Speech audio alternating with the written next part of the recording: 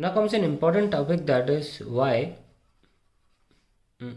metals are good conductors of heat. Conductors of heat, या ये सवाल पूछा जा सकता है वाई इंसुलेटर्स, यहाँ मेटल्स और इंसुलेटर इलेक्ट्रिकल कंडक्टिविटी के दिमाग में रख के नाम रखे गए हैं। इंसुलेटर क्या होता है? जो इलेक्ट्रिसिटी को ठीक से पास नहीं होने दे सकते।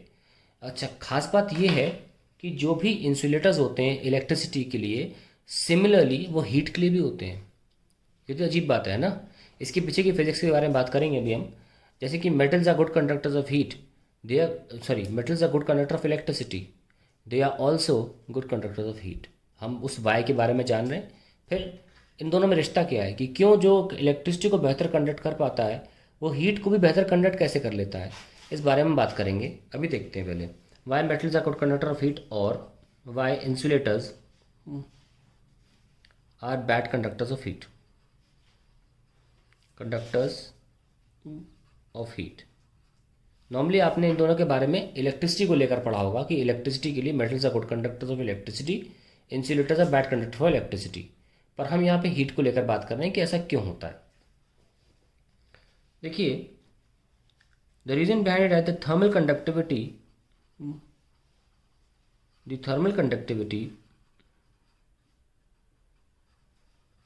के is inversely proportional to the square of the size of the particle taking part in the conduction। लिख लेते हैं, inversely proportional to the size of the particle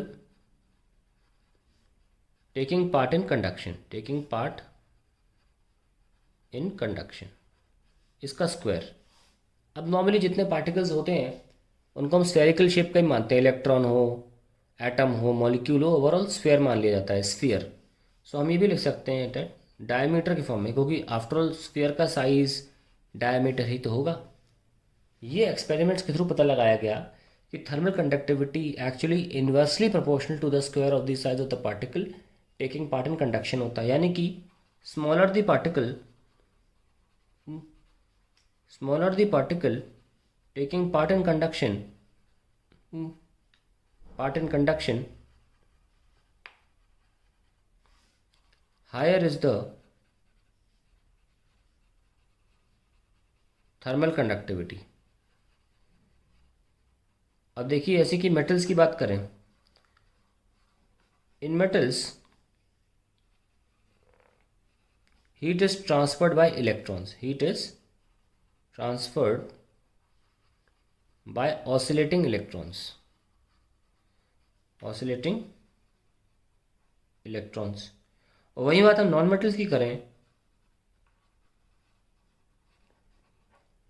तो in non metals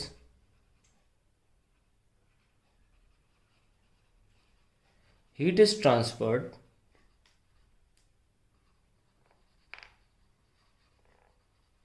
bye oscillating atoms, oscillating atoms. तो ये थी वजह कि metals में जो particles are taking part in conduction is electron, and non metals जो कंडक्ट नहीं कर पाते इलेक्ट्रिसिटी को, जिनको नॉन मेटल बोल रहे हैं, इंसुलेटर बोल रहे हैं, वो हीट को भी कंडक्ट नहीं कर पा रहे हैं। वजह क्या है? क्योंकि उनमें जो हीट का ट्रांसफरिंग है वो एटम्स के द्वारा होता है। और यहाँ पे थर्मल कंडक्टिविटी जो particle are taking part in conduction उनके डायमीटर के स्क्वायर पर डिपेंड कर रहा है। तो जैसे कि यहाँ बात करते हैं आप, अगर मैं देखूँ साइज ऑफ इलेक्ट्रॉन कितना है, साइज ऑफ इलेक्ट्रॉन होता है 10⁻⁻15 मीटर के बराबर। और साइज ऑफ एटम क्या होता है? 10⁻⁻10 मीटर। आप देख सकते हैं कि size of electron is very very small. So when I talk about thermal conductivity, suppose ये एक साइज, ये है इलेक्ट्रॉन का स्क्वायर, डायमीटर ऑफ इलेक्ट्रॉन का स्क्वायर, और ये इलेक्ट्रॉन थर्मल यानी कि ये मेटल की बात चल रही है। और अगर नॉन मेटल की बात चले तो होगा एटम। ठीक है, प्रोपोर्शनलिटी ले लें। अब नोटिस करिए, बहुत सिंपल सी बात है, आप दोनों को डिवाइड कर दीजिए, मेटल अपॉन नॉन मेटल, तो इक्वल्स टू नॉन मेटल ऊपर आ जाएगा एटम की बात चल रही है, एटम का टाइम अपॉन ये। अब देख सकते हैं एटम का साइज जो है वो 10 की पावर 5 टाइम्स ज़्यादा है ना। एटम जो है वो 10 पावर -10 है और इलेक्ट्रॉन -15, 5 टाइम्स ज़्यादा। इस पर लगाइए स्क्वायर, इस पर लगाइए स्क्वायर, क्या निकल गया 10 पावर 10,